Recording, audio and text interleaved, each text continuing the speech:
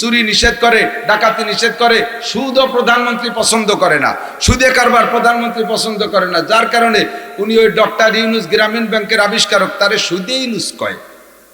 মদ নিষেধ করে, গাঁজা নিষেধ করে, ফেন্সিডিল নিষেধ করে, হিরোইন খাইতে নিষেধ করে, ভাং খাইতে নিষেধ করে, টোন মারতে নিষেধ করে, মনসুরিয়তে নিষেধ করে, ভিজিএফ কার্ড মেরে খাইতে নিষেধ করে সরকার, পঙ্গু ভাতা, বয়স্ক ভাতা, বিধবা ভাতা এই কার্ড করে দিতে যে পয়সা খাতে নিষেধ করে না প্রধানমন্ত্রী?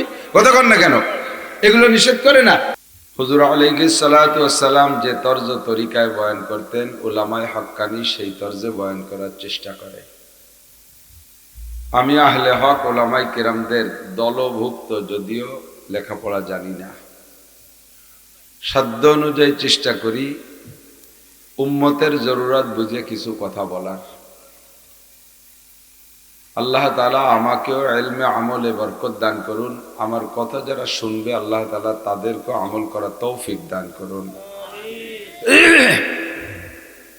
তুলাবা এজাম, ওলামাই কেরাম, মাদ্রাসার ছাত্র এবং শিক্ষক যারা, তাদের কাছে বিশেষ অনুরোধ, ছোট হন আর বড় হন, সব আলেমদের বয়ানগুলো খুব ধ্যান খেয়ালের সাথে শুনবেন। কাব্বারানি মৌতুল কুবারা, বড়রা মরে আমাদের বড় বানাইছে, বুড়োরা মরে আমাদেরকে বুড়ো বানাইছে। আগের বুড়োরা থাকলে তাহলে তাদের সামনে আমরা পোলা পান, একসময় আমরাও থাকবো না। আশাবা সগীরা ওয়া আফনাল কবির, কাদরুল গদাতে অমারুল আশি। আমিও বয়ানের জগতে আসছি, তখন আমার দাড়ি কাঁচা ছিল, পাকে নাই। ধীরে ধীরে আস্তে আস্তে পাকা শুরু হয়েছে। আপনাদের মকসদপুরের সন্তান ছোটপার হুজুর রহমতুল্লাহ আলাইহি, আমার উস্তাদ, একসাথে মাহফিলে গেলে হুজুর আমাকে বলতেন, মিয়া অত জোরে কথা বলো কেন? তো সে সময় শক্তির বলে জোরে বলতাম, হুজুরকে বলতাম যে হুজুর, যে কথাটা যেরকম ওই কথাটা ওই শক্তিতে না বললে মনে হয় যেন হিট করতেছে না। তো হুজুর বললেন, ঠিক আছে বলতে থাকো, আমার নিষেধ করা লাগবে না, একদিন নিজে নিজেই থামিয়ে যাবা। মাঝে মাঝে ছোট ছোট চুটকি বলি, তার একটা চুটকি এখন বাস্তবায়ন হচ্ছে। বুড়ো চার দোকানে বসা এক যুবক যে সালাম দিছে, তোর বাপের নাম কি? এই আমার আব্বার নাম এই। তোর বাপ? ওহ চিনি তো, তোর বাপ তো আগে এই জায়গায় আসতো, একসাথে দুইজন কাইসিয়ে পাল্লা দিতাম চার দোকানে। তোর বাপরে দেখিনি অনেকদিন, মারা গেছে নাকি? কয় না কাকা আছে বেশি। তো বাইসি আছে যে কাশের কি হয়েছে? কাশ সারছে? হ্যাঁ কাশ সেরে গেছে, বেশ কিছুদিন কাশে না সেরে গেছে। কি ওষুধ খেয়ে সারলো? কয়ে কোনো ওষুধই কাজ হয়নি, কাশতে কাশতে বল পায় না, সে এমনি সার দিয়েছে। বল থাকলে আরো কিছুদিন কাশতো।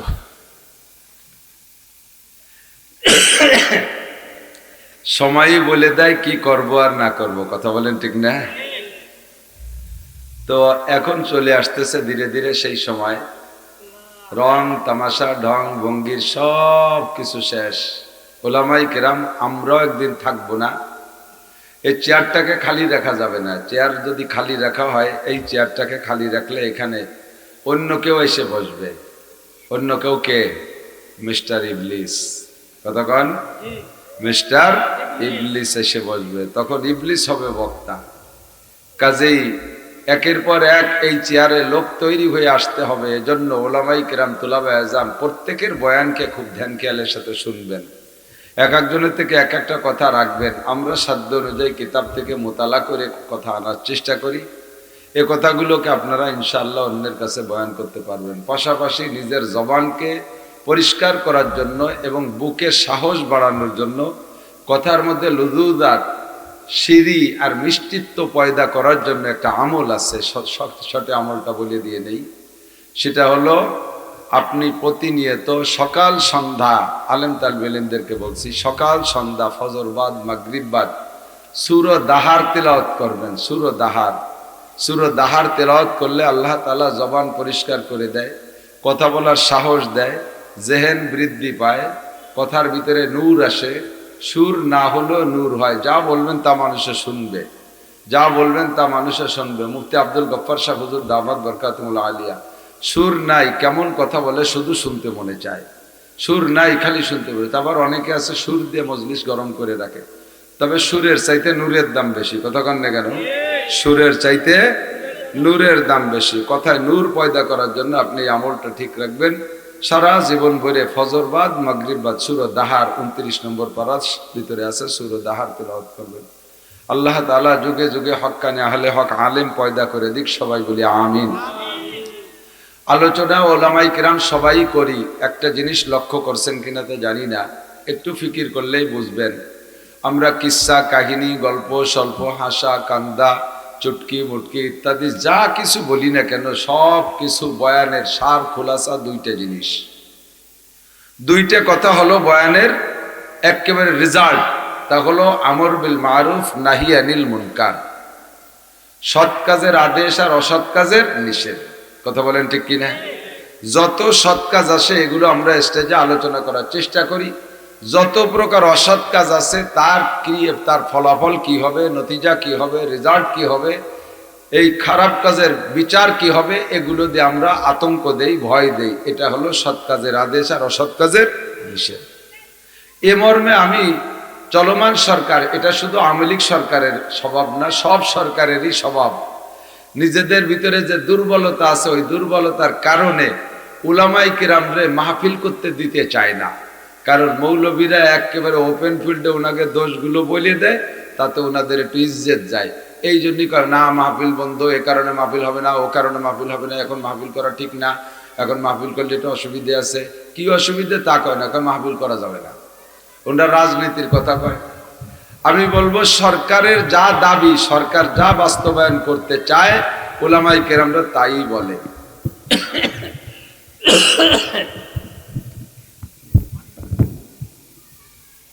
আরে এটা বাড়াতে বাড়াতে ওজনে মুখ সরি চলে যাচ্ছে, ঘুরিয়ে কথা কোথায় ধরে আমি কি ধরে রাখবো ওইটা নিয়ে। এই বড় মাইক্রোফোন তোমরা ছোটগুলো ক্লিপগুলো আনবা, যাতে ওজন কম হয়। এটাতে ঘুরিয়েই যাচ্ছে বারবার।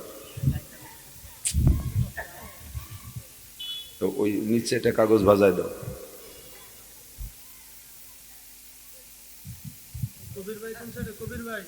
আচ্ছা ঠিক আছে।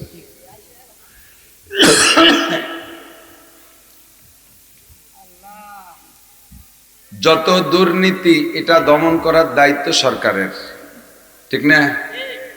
তো দুর্নীতি যদি নিজে করি তাহলে আর কারে দমন করব? সরকার দুর্নীতি দমন করার জন্য দুর্নীতি দমন বাহিনী ও পুলিশের মধ্যে তৈরি করছে অ্যান্টি করাপশন। এই অ্যান্টি করাপশন তৈরি করার পরে অ্যান্টি করাপশন ওয়ালারা কিছুদিন পরে তারাও দুর্নীতি শুরু করে দিয়েছে। আল্লাহ, এখন এই অ্যান্টি করাপশনটা ঠেকাবে কি ডাকা? ওদের দমন করার জন্য আর একটা গ্রুপ বানাইছে, তার নাম অ্যান্টি করাপশন। দুর্নীতি দমনকে দুর্নীতি দমন করনে হলো আর একটা গ্রুপ। এবার সে গ্রুপও আকাম করে, সেই জন্য বানাইছে দুদক, আলাদা একটা দল। দুর্নীতি কি? এ দুর্নীতির ফিরিস্তি বলি, মিথ্যে কথা বলা ভালো না মন্দ? সরকার কি মিথ্যে কথা পছন্দ করে? সরকার যেই হোক না কেন, বর্তমানে আমাদের জননেত্রী মাননীয় প্রধানমন্ত্রী শেখ হাসিনা রুচিশীল মহিলা, নামাজি মহিলা, ভালো বাপের মেয়ে, গহরডাঙ্গা মাদ্রাসার ছাত্রী, মানে মাদ্রাসার শিক্ষক ছাত্ররা ওনাদের মসজিদ ইমামতি করতেন, তখন তাদের কাছে উনি বক্তব্য পড়ছেন, সেখান থেকে কোরআন শরীফ পড়া শিখছেন। সারা বিশ্ব ভ্রমণ করেছেন, ভালো ভালো দেশ ঘুরে ঘুরে দেখে সেখান থেকে আদর্শ সংগ্রহ করে এনে বাংলাদেশকে স্মার্ট বাংলাদেশ, ডিজিটাল বাংলাদেশ গড়ার একটা প্রত্যয় নিয়ে লম্বা টাইম উনি দেশকে শাসন করতেছেন, যার বাস্তব আমরা অনেকটাই উপভোগ করতেছি। কি সুন্দর পদ্মা সেতু, আগে ঢাকা যাইতে 13 ঘন্টা খেয়াঘাটে বসে থাকা লাগতো। গত রাত্রে টাঙ্গাইলের দেলদুয়ার বহুদূর, সেখান থেকে মাহফিল করে মাত্র 4 ঘন্টায় বাড়ি চলে আসছি। কোনো জায়গা কোনো সমস্যা নাই, ঢাকার ভিতরে যানজট নাই, ফ্লাইওভার আর ফ্লাইওভার, কি সুন্দর চলে আসি, কোথায় কোনো ঠেকাঠেকি নেই। চট্টগ্রাম গেলাম, কর্ণফুলী নদীর নিচ দিয়ে নদী, কর্ণফুলী নদী বাংলাদেশের সবচাইতে গভীর নদী, স্রোতওয়ালা নদী। সেই নদীর পানি যে জায়গা যে শেষ, মাটি শুরু, সেই মাটিরও 150 ফিট নিচে দিয়ে টানেল করছে। এই টানেলের ভিতর দিয়ে সেদিন গেলাম, বিমানের থেকে নামে গাড়িতে সেই টানেল দিয়ে যে ওপার গেছি। কেমন লাগলো অনুভূতি তা আমি ব্যক্ত করতে পারতেছি না। রাস্তাঘাট সব কিছু কত সুন্দর, ব্রিজ কালভার্ট কত সুন্দর। আজকে আগে গোপালগঞ্জ যাইতে, গোপালগঞ্জ থেকে ঢাকা যাইতে লাগতো 2 দিন, আর এখন 1.5 ঘন্টায় ঢাকা চলে যাই। কাজেই এগুনে তাকে আমার প্রশংসা করতেই হবে। বাংলাদেশের 500 থানায় 500টি কি বলা হয় মডেল মসজিদ করেছে, দেখার মতো কোটি কোটি টাকা দিয়ে। এসব গুণেরও তাকে প্রশংসা করা লাগবে। বাংলাদেশের কওমি উলামায়ে কিরাম 10-12 বছর 16 বছর লেখাপড়া করত। লেখাপড়া করার পরে আমাদের নাম হতো আমরা মূর্খ মৌলবী। এতদিন পড়িয়ে টড়িয়ে আমরা মূর্খ অশিক্ষিত, আমাদের নামে কোনো সার্টিফিকেট বরাদ্দ ছিল না। এখন আমাদের মাওলানাদেরকে সার্টিফিকেট দিচ্ছে MA ক্লাসের মানসম্পন্ন। এজন্য আমরা তার শুকরিয়া আদায় করি।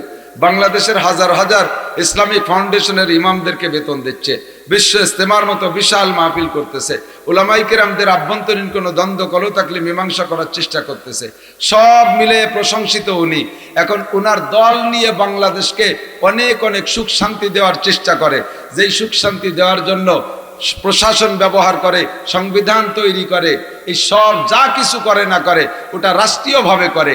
আমরা সেই সব কথারই সহযোগিতা করি স্টেজে। কাজে আমার বিশ্বাস যে মাহফিলগুলো বন্ধ করা উচিত হবে না। উনরা যা দাবি করে সেগুলো আমরা বলি। মদ নিষেধ করে, গাঁজা নিষেধ করে, ফেন্সিডিল নিষেধ করে, হিরোইন খাইতে নিষেধ করে, ভাং খাইতে নিষেধ করে, টোন মারতে নিষেধ করে, মনসুরিয়তে নিষেধ করে, VGF কার্ড মেরে খাইতে নিষেধ করে সরকার, পঙ্গু ভাতা, বয়স্ক ভাতা, বিধবা ভাতা এই কার্ড করে দিতে যে পয়সা খাতে নিষেধ করে না প্রধানমন্ত্রী? কথা কন না কেন? এগুলো নিষেধ করে না? এগুলোই তো দুর্নীতি। চুরি নিষেধ করে, ডাকাতি নিষেধ করে, সুদও প্রধানমন্ত্রী পছন্দ করে না, সুদে কারবার প্রধানমন্ত্রী পছন্দ করে না। যার কারণে উনি ওই ডক্টর ইউনুস গ্রামীণ ব্যাংকের আবিষ্কারক, তারে সুদে ইউনুস কয়, উনি নিজেই তারে সুদে ইউনুস কয়। তাহলে বোঝা গেল যে প্রধানমন্ত্রী সুদও পছন্দ করে না, আর ঘুষ তো অবশ্যই পছন্দ করে না। ঘুষ খেয়ে কোনো অফিসার ধরা পড়লে তার খবর আছে। তা যে সমস্তগুলো দুর্নীতি, খারাপ কাজ, এগুলো সরকার বন্ধ করার যত প্রসেস পদ্ধতি অবলম্বন করেছে, আমরা কোরআন হাদিসদের সেই সমস্ত পদ্ধতিগুলো সুন্দর করে বুঝাই দেই। কাজেই আমাদের মাহফিলগুলো সরকারের পক্ষে। কথা বলেন ঠিক না? কিন্তু যার গায়ে পড়ে বিষ ফুলা, যার অপারেশন তো তার, সে একটু তো খেটর মেটর করবেই। সেই একটু উড়ামুড়ায় যেটা হুজুর এটা বলবে না, হুজুর ওটা বলবে না, সেটা বলবেন না। তা আপনার কথা শুনে শুনে যদি চিকিৎসা করতে হয় তাতে রুগীর চিকিৎসাই হবে না। রুগী যদি ডাক্তারের কাছে যে বলে আমার ইনজেকশন দিতে পারবা না, তৃতীয় ওষুধ দিতে পারবা না, ট্যাবলেট ওষুধ দিতে পারবা না, অপারেশন করতে পারবা না, আবার আমার কিডনি সুস্থ করে দেবা, আমার অ্যাপেন্ডিসাইটিস ঠিক করে দিবা, তোমার কথা অনুযায়ী যদি চিকিৎসা করতে হয় তাহলে তো চিকিৎসা হবে না। তার সাথে তোমরা কবে বেটা যা ভালো বোঝো তাই করে খাও, ঠিক না? তা আমাদের মধ্যে যত অন্যায় আছে, যত নিষিদ্ধ কাজ আমরা করে থাকি, সর্বনিষিদ্ধ কাজের বিপক্ষে আমরা উলামায়ে কেরাম বলবো। তার ভিতরে সবকিছুর প্রাথমিক সর্বপ্রারম্ভে 1 নম্বর যে সবকটা, সেটা হলো আমি মুসলমান হিসেবে আমার ইমানটাকে ফ্রেশ করতে হবে। একটু কথা বলেন। ইমান সবচেয়ে বড় নিয়ামত, ইমান সবচেয়ে বড় সম্পদ। আপনার যদি ইমান থাকে, আপনি ইমান বলতে কি? হ্যাঁ হুজুর আমার ইমান আছে, আমি নামাজ পড়ি না, তা থেকে আমার ইমান আছে। আপনাকে মতো অত নামাজও পড়ি না, অত রোজাও রাখি না, টুপি দাড়ি পাগড়ি দাঁড়ও দাঁড়ি না, কোরআন শরীফ জীবনেও পড়তে পারি না, ছেলে মেয়ে একটারও কোরআনের দাঁত দিয়ে হাঁটাই না, আল্লাহর ফজলে জারি যাত্রা, করসা, গাজীর গান, গুণ যাত্রা, আকাম কুকাম, সুদ ঘুষ, জিনা, ব্যভিচার যা আছে সবই কম বেশ করে আপনাদের চাইতে আমাদের ইমান ভালো আছে। এরকম দাবিদার কিছু আল্লাহওয়ালা আছে না? ইমানদার। আপনার ইমান কতটুক আছে এটা একটু মেপে দেখবেন। তারপরে আখলিস দীনাকা ইয়াকফিকাল আমালুল কালিল, তোমার ইমানকে ফ্রেশ করো, ইমানকে খাঁটি করো, ইমানকে পাহারাদারি করো, অল্প আমলি নাজাতের জন্য যথেষ্ট হইবে। যা বলেছি অন্যায় নয়, সারা জীবন ভরে কোনোদিন তুমি নামাজ পড়ো নাই, রোজা রাখো নাই, ফরজ ওয়াজিবের দাঁড় নাই, তবে তোমার মধ্যে ঈমান আছে। মাঝে মাঝে আমি প্রমাণও পাই। এই সময়, বর্তমান সময় লক্ষ লক্ষ বেনামাজি যুবক, লক্ষ লক্ষ গাঁজায় বা ফেন্সিডিল হিরোইন কর যুবক, লক্ষ লক্ষ পার্কে আকাম কুকাম করা যুবক যখনই শুনছে ফিলিস্তিন গাজার মুসলমানদেরকে ইসরায়েলি আর আমেরিকান ইহুদি আর নাসারারা আক্রমণ করতেছে, মারতেছে, হাজার হাজার বেনামাজি মুসলমান, হাজার হাজার বেআমলি মুসলমান তৈরি হয়ে গেছে। আল্লাহ পাক যদি রাস্তা খুলে দেয়, আমরা ফিলিস্তিন আর বাইতুল মুকাদ্দাসের পক্ষে, ইসরায়েল আর ইহুদির বিপক্ষে যুদ্ধ করতে যাওয়ার জন্য প্রস্তুত। কথা বলেন ঠিক না? প্রমাণ করে নামাজ না পড়লেও তোমার ঈমান আছে। সারা জীবন ভরে অন্যায় করো, যদি তোমার মধ্যে পাক্কা বিশ্বাস থাকে লা ইলাহা ইল্লাল্লাহ মুহাম্মাদুর রাসূলুল্লাহ, আল্লাহ ছাড়া কোনো মাবুদ, জোর হলো না, আছে, আল্লাহ ছাড়া কোনো মাবুদ নাই, মুহাম্মাদুর রাসূলুল্লাহ ছাড়া আর কিয়ামত পর্যন্ত কোনো নবী আসিবে না। দুইটা কথাকে যদি অন্তরের ভিতরে পাক্কা বিশ্বাসের স্থানে স্থাপন করাইতে পারো, আল্লাহ পাক তোমাকে অন্যান্য আমলের ত্রুটির কারণে জাহান্নামে দেবে ঠিক, লক্ষ লক্ষ কোটি কোটি বছর জাহান্নামে পোড়ার পরও তুমি অবশেষে এই ঈমানের বীজটা, ঈমানের চারা সিনার মধ্যে থাকার ওসিলায় তুমি অবশেষে জান্নাতে যাবা। খেয়াল করছেন নাকি আপনারা? খেয়াল করতেছেন? ভালো করে খেয়াল করতেছেন? ঈমান যদি থাকে, ঈমান আল্লাহ বিশ্বাস, নবী পাকের প্রতি বিশ্বাস যদি থাকে, নামাজ পড়েন না, এক ওয়াক্ত নামাজের জন্য 230 কোটি 40 লক্ষ বছর জাহান্নাম। একটুও ভয় পেল না কেউ? কই সবাই যেরকম পড়বে আমি ওইরকম পড়বো, ওতে কি হবে? সবাই একসাথে জাহান্নামে যাব, সেই সময় সবাই পড়বে আমিও পড়বো, তাতে অসুবিধা কি? তাই নাকি? তাই যদি হয়তো কত মানুষ হাজতে রয়েছে, পুলিশই ধরিয়ে নিয়ে গেছে, আপনি যেদিন আসামি হন সেদিন পুলিশের বাড়িতে বলাই বেড়ান কে, সবাই জেলখানা গেছে আমিও যাই, একসাথে থাই আসি, কিছুদিন অ্যাক্সিডেন্ট দিয়ে আসি, তা বলে তো ধরা দেন না। আল্লাহু আকবার। এ যুবক মনে রাখ, এক ওয়াক্ত নামাজের জন্য 2,30,00,000 লক্ষ বছর নয়, এক ওয়াক্ত নামাজ ছুটে গেছে আর কোনোদিন পড়ে দেন নাই, এমন এক ওয়াক্ত নামাজের জন্য 80 হুকবা জাহান্নামে পোড়া লাগবে। আর 80 হুকবার এক হুকবা সমান সমান 2,88,00,000 বছর। এবার 2,88,00,000 করে আপনি 80 দিয়ে গুণ দেন, বের হবে 230,40,00,000 বছর। এক ওয়াক্ত নামাজের জন্য 230,40,00,000 বছর। একটা কবিরা গুনার জন্য 7,000 বছর, একটা সগীরা গুনার জন্য 7,000 বছর। জীবনে কত গুনাহ করছেন হিসাব নাই, আমি কত গুনাহ করছি হিসাব নাই। এমন করে রোজা ছেড়ে দিয়েছেন কবিরা গুনাহ, হজ ফরজ হয়েছে করেন নাই কবিরা গুনাহ, যাকাত ফরজ হয়েছে দেন নাই কবিরা গুনাহ, পর্দা ফরজ কবিরা করেন নাই কবিরা গুনাহ, মিথ্যে কথা বলছেন কবিরা গুনাহ, জিনা ব্যভিচার করছেন কবিরা গুনাহ, বিড়ি সিগারেট খাইছেন কবিরা গুনাহ, মত্তারি হিরোইন বাঙ্গাজা খাইছেন কবিরা গুনাহ, আইল টেলে পরের জমির ফসল কেটে আনছেন কবিরা গুনাহ, অকথ্য ভাষায় গালাগালি করছেন কবিরা গুনাহ, নিজের সুন্নতি দাড়িগুলো কেটে ফেলাইছেন, মুখে যত সংখ্যা দাড়ি আছে একবার দাড়ি কাটলে অতগুলো কবিরা গুনাহ, আর এক একটা কবিরা গুনাহ সমান সমান 7,000 বছর জাহান্নাম। মুখে যদি 1,000 দাড়ি থাকে, কাটতে মাত্র 2 মিনিট, 2 মিনিটের ভিতরে দাড়িগুলো সব কাইটে ফেলাইছেন। আপনার 1-2 মিনিটের ভিতরে 1,000 কবিরা গুনাহ ইনকাম করেছেন। মুখে যদি 1,000 2,000 দাড়ি থাকে, তাহলে আপনি 2,000 কবিরা গুনাহ। এবার 2,000-এর 7,000 দিয়ে গুণ দেন, কত লক্ষ বছর জাহান্নাম। এতদিন আপনার দাড়ি কাটার কারণে জাহান্নামে পোড়া লাগবে। তওবা করার আগ পর্যন্ত, দাড়ি কাটা থেকে তওবা করার আগ পর্যন্ত, দাড়ি কাটা মানুষগুলো ঘুমের মধ্যে থাকলেও তার আমল নামায় প্রত্যেক 2 মিনিট অন্তর অন্তরে তার দাড়ি সংখ্যা কবিরা গুনাহ লেখা হইতে থাকে। দাড়ি কাটা মানুষ নামাজরত অবস্থায় 2 মিনিটে তার দাড়ি সংখ্যা কবিরা গুনাহ। দাড়ি কাটা মানুষ হজ করতেছে তওয়াফের ভিতরে, প্রত্যেক 2 মিনিটে দাড়ি সংখ্যা কবিরা গুনাহ। নামাজের দাড়ি কাটা মানুষ তিলাওয়াত করতেছে, তিলাওয়াতের ভিতরে তার আমল নামায় কবিরা গুনাহ। ঘুমিয়ে আছে তার মধ্যে কবিরা গুনাহ। এমন করে জীবন ভরে যত কবিরা গুনাহ করেছেন, সমস্ত কবিরা গুনাহ সাজা শাস্তি খাটার পরে শুধুমাত্র ঈমান আছে লা ইলাহা ইল্লাল্লাহ মুহাম্মাদুর রাসূলুল্লাহ, এই কলেমার বদৌলতে অবশেষে জান্নাতে যাবা। তবে এর আগে আইল মাসাইল খুলি ফেলাই দেবে ফেরেশতারা বাড় হইয়া, মাজা থাকবে না। কয় কি অতদিন কি জাহান্নামে টেকবো নাকি? যে আগুনের কথা আপনারা কন, সে আগুনের মধ্যে 2 মিনিট থাকবো কিনা তার নাই ঠিকানি। এই যে কোটি কোটি বছর ভাও কথা, ভাও কোন জায়গা? লোক বেশি হয়ে যাচ্ছে, পিছন দিয়ে কয়জন চলে যাবে নাকি? কি করে? হ্যাঁ যাবে যাবে, না নিষেধ করলেন তো একটু জায়গা দেন। আসেন আসেন, যাবেই না জন, আসেন একটু টান দেন, আসেন আসেন। সময় কম, আমি টানাটানি হতে গেলে আপনাকে লস হয়ে যাবে। আসেন আসেন, আমার নির্দিষ্ট সময় হলে চলে। সামনে আগায় বসলে আল্লাহর কসম 10 বছর এতিকাফের সওয়াব পাবেন। সামনে আগায় বসবেন ইকরামের নিয়তে যে আমি আগায় বসে আর এক ভাই বসতে পারবে, 10 বছর এতে কাবে সওয়াব পাবেন একেবারে নিশ্চিত। এই ওয়াজ শুনে কিছু না পারলেও এই ভাষা কইছে আগায় আসলে এই নেকির বস্তাটা হয়ে যাবে কামাই ইনশাআল্লাহ। আল্লাহ আর এক বাইরে জায়গা দিলে আপনি দুনিয়ায় জমি জায়গা কিনতে পারেন আর না পারেন, আফসাহিল্লাহু লাকুম, আল্লাহ তাআলা আপনার জান্নাতের মধ্যে জায়গা কিনে দেবেন। এক্ষুনি জান্নাতের মধ্যে জায়গা দলিল হয়ে যাবে। জমি জান্নাতের মধ্যে জমি হবে আপনার, বসবাস আপনিই করবেন, ওর মধ্যে হরিপদ নলি ঋষি আর গৌর গোবিন্দ যাবে না, আপনার জায়গায় আপনিই থাকবেন ইনশাআল্লাহ। কাজেই আমরা মিশে মিশে বসবো, একরামের নিয়তে সামনে ফাঁকা থাকলে সেটা পুরো করে বসবো। আল্লাহ কবুল করুক, বলেন আমিন।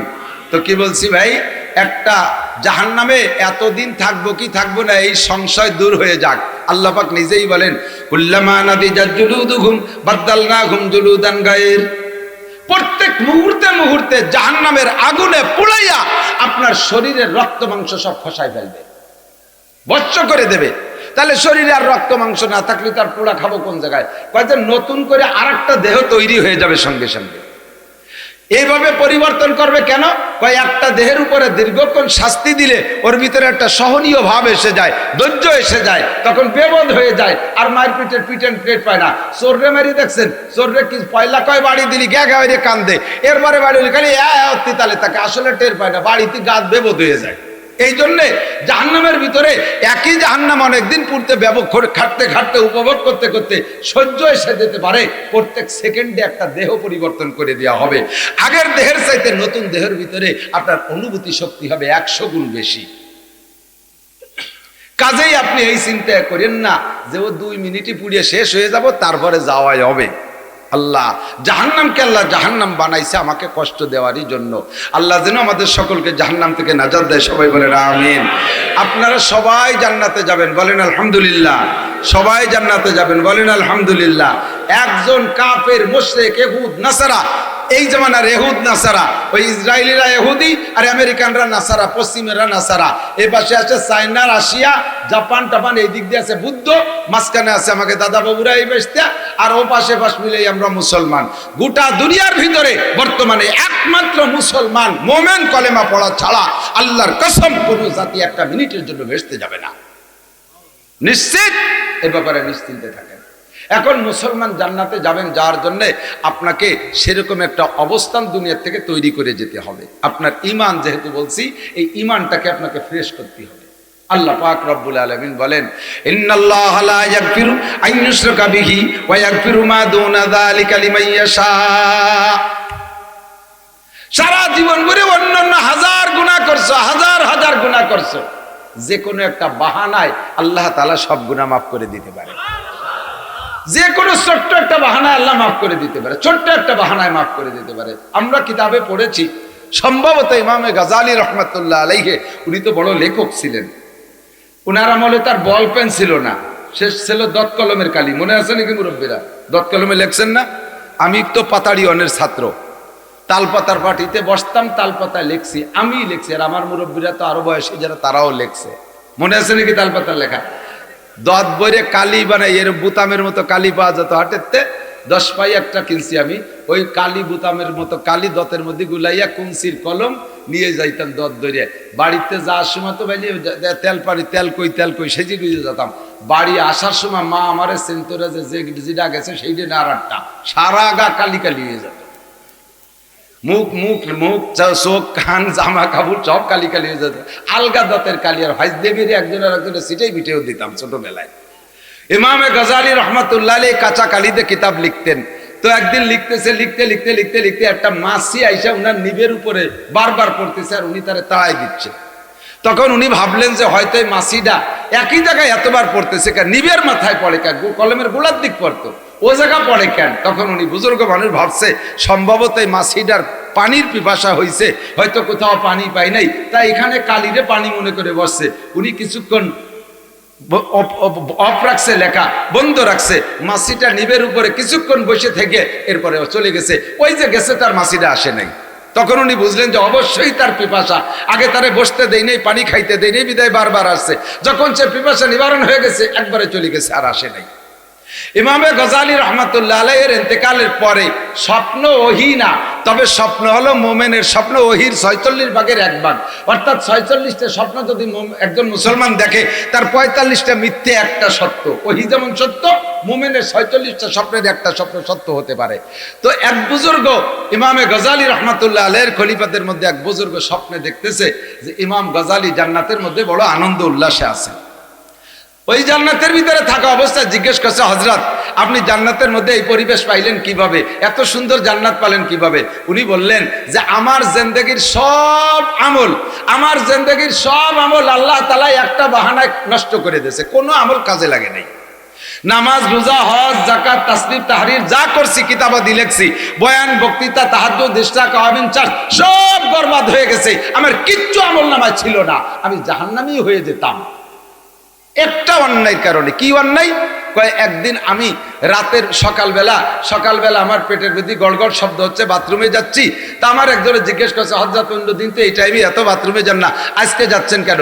তা আমি বললাম যে রাতের বেলা দুধ খাইছি, এই দুধ খাওয়ার কারণে আমার পেট খারাপ হয়েছে। আমার একিনটা আল্লাহ থেকে নিয়ে আমি দুধের দিকে নিয়ে আসছি, আল্লাহ পাক আমারে এই ভুলটা ধরিয়ে ফেলাইছে। এইটা আমার নাকি শিরিক হয়ে গেছে যে আমি কুদরত আল্লাহর দিকে না রাইখা দুধের উপরে কেন আস্থা নিলাম, যে দুধে আমার পেট খারাপ করছে। এই শিরিকের কারণে আমার সব আমল বাতিল হয়ে গেছে, আমার জন্য জাহান্নাম ওয়াজিব হয়ে গেছিল। পরে ভেস্তে গেলেন, কয় যে আমি একদিন লিখতেছিলাম, একটা পিপাসিত মাছি এসে আমার নিবের উপরে বৈশা একটু কালি খেয়ে তার পিপাসা নিবারণ করেছে, ওর দুয়ার ওসিলা আল্লাহ তাআলা আবার আমার সব গুনাহ মাফ করে দিয়েছেন।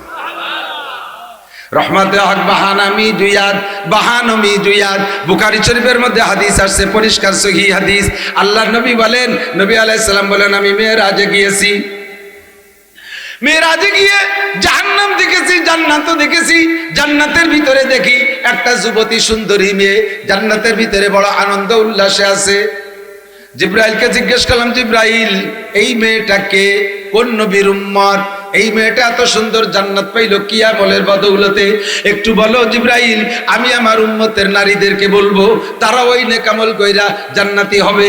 জিব্রাইল বললেন, হুজুর এই মহিলাটা বনি ইসরাইলের মেয়ে, হযরত মুসা নবী আলাইহিস সালাতু ওয়াস সালাম আলাইহিস সালামের উম্মতের মধ্যে একটা মেয়ে। মেয়েটা ছিল বড় চরিত্রহীনা, মেয়েটা ছিল নাইট ক্লাবের মেয়ে। এই মেয়েটা বন্ধু বান্ধব নিয়ে, বয়ফ্রেন্ডদেরকে নিয়ে রাতে আনন্দ করত, রাতের বেলা মদের আড্ডায় সময় কাটাইতো, আর সেখানে মদ গাঁজা খাইয়া আর নিজে অন্যকে খাওয়াইয়া এরপরে দেহ ব্যবসা করত, শরীরের দেহ ব্যবসা করে পয়সা কামাই করে তাইতে জীবন যাপন করত। বড় চরিত্রহীন মেয়ে ছিল। মেয়েটা জান্নাতি হলো কোন আমলে? এবার জিব্রাইল বলে, হুজুর ওই মেয়েটা একদিন তার নাইট ক্লাব থেকে বেহুশ অবস্থায়, অজ্ঞান অবস্থায় ছিল প্রায় দুপুর পর্যন্ত। প্রখর রৌদ্র যখন উঠছে তখন সে হুঁশ ফিরছে, এবার ক্লাব থেকে বাসার দিকে যাইতেছে। মরুভূমির ভিতর দিয়ে যাওয়ার পথে একটা ইন্দারা কূপ, বুখারী শরীফের হাদিসের তরজমা বলছি, মরুভূমির ভিতরে একটা ইন্দারা কূপ। ওই মেয়েটা যখন ওই কূপের কাছে গেছে, গিয়ে দেখে একটা কুত্তা জিব্বা বেরোইয়া এমলাইয়া কানতেছে। একবার ওই ইন্দারার নিচের দিকে তাকায়, আবার এদিক ওদিক তাকায়, আবার ইন্দারা ছেড়ে দূরে কোথাও যায় না। স্বাভাবিকভাবে যেই প্রাণীর ভিতরে লোভ বেশি, ওই প্রাণীর জিহ্বায় রস বেশি, যে প্রাণীর জিহ্বায় রস বেশি ওরা কিন্তু লোভী বেশি হয়। দেখেন কুত্তা জিহ্বে বেরোয়, দৌড়ায়, টপটপায় পানি পড়ে, দেখছেন না? মানুষের মধ্যে যারা একটু লোভী তাকে জিহ্বে পানি বেশি, তাকে সামনে একটা বিস্কুট খাতে গেলিও ঘন ঘন ঢোকছে ফের, তার মানে আমার একটু দাও। আর তেঁতুল দেখলে তো সহ্য হতে পারে না, অত সবারই সমস্যা। কুত্তার লোভ বেশি, ওর জিহ্বেতে পানি পড়ে। ওই কুকুরটার জিহ্বে শুকিয়ে গেছে, এক ফোঁটা পানিও পড়ে না। বারবার ইন্দারার দিকে তাকাইয়া নিচের দিকে তাকাই, পানি দেখে, আবার এদিক ওদিক তাকায়, কোনো মানুষ পায় না। ইন্দারা ছেড়েও দূরে যায় না, পুরো মরুভূমি চড়ায় আসছে, কোথাও পানি পাই নাই। ও বুঝছে যে পানি পাইলে এখানেই পাবো, কিন্তু লাফতে পানি খাইতে গেলে যদি নামি তাহলে তার উঠতে পারবো না, এতটুকু বুদ্ধি তো সেই জন্য নামে না। মহিলাটা ওখানে গিয়ে উপনীত। এবার মহিলা কুত্তার এই দুরবস্থা দেখা বুঝছেও পিপাসিত, তারে কিভাবে পানি পান করানো যায়। গায়ের ওড়না, পায়ে ছিল চামড়ার মোজা, ওই মোজাটা খুইলা এই ওড়নার কেনির সাথে বাইদা নিচে ছেড়ে দিয়ে নাড়াচাড়া দিয়া মোজা ভরে পানি উঠাইয়া কুত্তাটার সামনে ধরছে। টপ টপ করে কুকুরটা পানি পান করে বেলাইছে। 2-3 মোজা পানি তারে পান করানোর পরে তার কলিজা ঠান্ডা হয়ে গেছে। কুত্তাটা এবার নিজ গতিতে তার গন্তব্যে চলে গেছে। হযরত জিবরিল আলাইহিস সালাম বলেন, ওগো নবী, ওই মহিলাটার সারা জীবনের গুনাহ আল্লাহ পাক এই পিপাসিত কুত্তাটারে পানি পান করানোর কারণে ক্ষমা কইরা তারে জান্নাতি করে দিয়েছে। রহমতে হক বাহানামি জুয়াত ইন্নাল্লাহ লা ইয়াগফিরু আন ইউশরাকা বিহি ওয়া ইয়াগফিরু মা দুনা যালিকা লিমান ইয়াশা। শুধু শিরকি গুনাহ করবেন না, কুফরি গুনাহ করবেন না। আল্লাহ পাক রব্বুল আলামিন বলেন, ইন তাজতানিবু কাবাইরা মা তুনহাউনা আনহু নুকাফির আনকুম সাইয়্যাতিকুম ওয়া নুদখিলকুম মুদখালান কারীমা। ও বান্দা, যদি তুমি কবিরা গুনাহ থেকে বাঁচতে পারো, আমি তোমার সগীরা গুনাহ maaf করে দেব। আমি সগীরা গুনাহ maaf করতে তোমার কাছে তওবা চাই না। সগীরা গুনাহ maaf করার জন্য আল্লাহ তওবা চায় না। সগীরা গুনাহ বিনা দেওয়ার অঙ্গীকার করেছেন। শর্ত হলো আমি কবিরা গুনাহ করব না। কথা বলেন, কি গুনাহ? জোর হলো না? কবিরা গুনাহ আমি যদি না করি, সগীরা গুনাহ আল্লাহ maaf করে দিবেন। তবে বিচার দুই গুনারই সমান। সগীরা গুনাহও কবিরা গুনাহও যে পরিমাণ শাস্তি, সগীরা গুনাহও সেই পরিমাণ শাস্তি। তাহলে সগীরা কবিরার পার্থক্য করার দরকার কি? বড়ডারে দেখতে বড় দেখা যায়, ছোটডারে দেখতে ছোট দেখা যায়। এই শুধু পার্থক্য, এই শুধু পার্থক্য। বাকি সব গুনাই আল্লাহর নাফরমানি। সমস্ত গুনাই কি? আল্লাহর নাফরমানি। ছোটটা আল্লাহর নাফরমানি, বড়টা আল্লাহর নাফরমানি। আল্লাহর হুকুমের খিলাফ ছোটটা, আল্লাহর হুকুমের খিলাফ বড়টা, আল্লাহর হুকুমের খিলাফ। দেখতে যেটা বড় সেইটার নাম কবিরা, আর দেখতে যেটা ছোট সেইটার নাম সগীরা। বাকি বিচার দুই গুণার জন্য সমান সমান। আমি উদাহরণে বলে থাকি অনেক সময়, আমার দিক তাকান, বয়ান তো সবই ইউটিউবে পান। আমি উদাহরণে বলে থাকি, একটা কেউটো সাপ 4 হাত লম্বা, 4 হাত লম্বা একটা কেউটো সাপ। এটা বড় সাপ, এর নাম হলো কবিরে সাপ। এই বড় সাপে কামড়াইলে তো মানুষ মরে, এটা তো জানাই আছে। কেউটো সাপের এতটুকু একটা বাচ্চা বিঘেত খানিক লম্বা, ও পিল পিল পিল পিল করতে করতে চলে আইছে। এর আদরের সাথে ধরে করতে, ছোট মানুষ বালিশের তলে থাক। এই ছোট সাপটারে আদর করে রেখে দিয়েছেন। ও যদি কামড় দেয় তাহলে তো মানুষ মরে না? হ্যাঁ, যে মরে মরে। সগীরে সাপতে কি হবে? ওটুক সাপের কামড়ে কি হয়? কিছু হয়? তাহলে বড় সাপে কামড়াইলেও মানুষ মরে, ছোট সাপে কামড়াইলেও, এবং একে টাইমে মরে, টাইমও বেশ কম নেয় না, ঠিক না? বড় সাপে কামড়াইলে যদি মানুষ মরে, ছোট সাপে কামড়াইলেও যদি মানুষ মরে, তাহলে কবিরা গুনারও যে পরিমাণ টাইম বিচারের, সগীরা গুনারও সেই টাইম বিচারের। আল্লাহ বেইনসাফি করে নাই। তবে কবিরা গুনার থেকে বাঁচা সহজ। বড় সাপে কামড় দিতে গেলে ফনা তোলে, ফস করে একটা শব্দ করে না? সাপ যদি বড় হয়, তার ফসটা বড় হয়, শব্দটা বড় হয়, দূরের থেকে কানে শোনা যায়, চোখে দেখা যায়, তার থেকে আত্মরক্ষা করতে লাভ দিয়ে জান দিয়ে চলে যাওয়া যায়। কিন্তু সাপটা যদি ছোট হয়, ও রাত্রে বাঁচা বড় কঠিন। ও বালিশের তলে ডুয়ে রয়েছে, তারপরে জুতোর মধ্যে চলে গেছে, মোজার মধ্যে বেসায় গেছে, জাঙ্গের মধ্যে বেসায় রয়েছে। কোন জায়গায় কোন জায়গা মারিয়ে দেয় তা কোয়া যায় না, অত দেওয়া যায় না। হুশ করে যে কোনো জায়গা মারিয়ে দিতে পারে। ছোট্টা রাতের থেকে বাঁচা কঠিন। কতক্ষণ ঠিকই ঠিক না? বড়টার হাতের থেকে বাঁচা যায়। আল্লাহ কয়, এই জন্য বড়টার দায়িত্ব তোমার কাছে দিছি, যেটার থেকে বাঁচা কঠিন ওইটার দায়িত্ব আমি নিলাম। তোমার জিন্দেগিতে যত সগীরা গুনাহ হবে, বিনা তওবায় আমি আল্লাহ ক্ষমা করে দেবো। কোন সুবহানাল্লাহ। শর্ত হলো তুমি কবিরা গুনার থেকে বাঁচো। এই কবিরা গুনার ভিতরে আবার আকবারুল কাবায়ের, সবচেয়ে বড়, সবচেয়ে বড়, সবচেয়ে বড়, যেই বড় আর বড় থাকে না, সেইটার নাম হলো শিরিক। সেটার নাম কি? আল্লাহ কয়, লা তুশরিক বিল্লাহ ইন্না শিরকা লাযুলমুন আযীম। ও বান্দা, যা কিছু করিস না করিস, আমার সাথে শিরিকটা করিস না, এতে আমি বেশি কষ্ট পাই। আমার সাথে শিরিক করিস না, আমি বেশি কষ্ট পাই। ইহুদিরা শিরিক করে, নাসারারা শিরিক করে, ইহুদিরা শিরিক। আমাদের বর্তমানে বাংলাদেশে প্রচুর হয়ে গেছে। আমার ভাইরা উনরা লা মাযহাবি দাবি করে, আহলে হাদিস দাবি করে, গায়ের মুকাল্লিদ দাবি করে, মাযহাবিদেরকে ধিক্কার দেয়, ধমক দেয়। এনাদের উলামায়ে কিরাম যারা, তারা বর্তমানে বলতেছে যে ইহুদি আর নাসারারা এরা শিরিক করে না, আর ওই এরা কাদিয়ানীরা শিরিক করে, ফিলিস্তিনিরা শিরিক করে, হানাফিরা শিরিক করে, শাফিরা শিরিক করে, চরমুনাইরা শিরিক করে, তবলিগালারা শিরিক করে, গোবেরডাঙ্গালারা শিরিক করে, সুটপারুদুর শিরিক করে মরছে। আমরাও বলে বর্তমানে শিরিক করি। এই জন্য উনরা ইহুদি আর নাসারা, ইসরায়েল আর আমেরিকার পক্ষ নেছে। আল্লাহই বলেন ইহুদ নাসারার চাইতে বড় মুশরিক হয় না। ক্বালাতিল ইয়াহুদু উযাইরুন ইবনুল্লাহ। শিরিকের এক নম্বর শিরিক হলো আল্লাহর সাথে সমকক্ষ কেউকে মনে করা, আল্লাহর ফ্যামিলিতে সদস্য তৈরি করা, এটা হলো এক নম্বর শিরিক। এ ভাই, আল্লাহর ফ্যামিলিতে সদস্য আছে? কথা বলেন, আছে? আল্লাহ কয়জন? বলেন কুল হুয়াল্লাহু আহাদ। কুল হুয়াল্লাহু আহাদ, শাহাদাত আঙ্গুল উঁচা করেন। কুল হুয়াল্লাহু আহাদ, আল্লাহ কয়জন? বলেন আল্লাহুস সামাদ। আল্লাহ ওয়া মুখাফেক্কি, লাম ইয়ালিদ ওয়া লাম ইউলাদ, জন্ম নেয়ও না জন্ম দেয়ও না, ওয়া লাম ইয়াকুল লাহু কুফুয়ান আহাদ, আল্লাহ পাকের সমকক্ষ কেউ, জোরে বলেন, আছে? ওরা কয়, ইহুদিরা কয় ক্বালাতিল ইয়াহুদু উযাইরুন ইবনুল্লাহ। ইহুদিরা, ইসরাইলীরা এরা কয় যে উযাইর আলাইহিস সালাম আল্লাহর ছেলে। শুধু এই কয়ে, এ ভাই, আল্লাহর ছেলে উযাইর আলাইহিস সালাম, এই কথাটা উপরে বললে বাড়ি একটা খারাপ দিকে মন যায় নাই, কিন্তু ভিতরে হিসাব করে দেখছেন ছেলে অতি কি লাগে। তার মানে ওরা বুঝায় যে আল্লাহ তাআলা উযাইর আলাইহিস সালামের মায়ের সাথে যৌন আচরণ করে গর্ভধারণ করাইছে। সেই গর্ভের সন্তান উযাইর, তাহলে আল্লাহর ছেলে সাব্যস্ত হলো, আল্লাহর ফ্যামিলি সাব্যস্ত হলো, আল্লাহর স্ত্রী সাব্যস্ত হলো। এর চাইতে বড় শিরকি গুনাহ হতে পারে? এই ইহুদিরা তারাই আল্লাহর ছেলে সাব্যস্ত করে উযাইর আলাইহিস সালামরে। তারা বলে মুশরিক না, আমার এই দেশের প্রাণপ্রিয় বন্ধু আর উলামায়ে কিরাম বলেন। এবার আমেরিকানরা, ইউরোপ কান্ট্রিরা, তারা নাসারা, তারা কয় ক্বালাতিন নাসারা মাসীহ ইবনুল্লাহ। আর নাসারারা কয় ঈসা আলাইহিস সালাম আল্লাহর বেটা। আল্লাহ ঈসা আলাইহিস সালামের আব্বা নাই। আল্লাহ পাক ঈসা আলাইহিস সালামের মা মারিয়ামের সাথে যৌন আচরণ করেছে, সেখানে আল্লাহ গর্ভধারণ করাইছে, সেই গর্ভের সন্তান ঈসা আলাইহিস সালাম।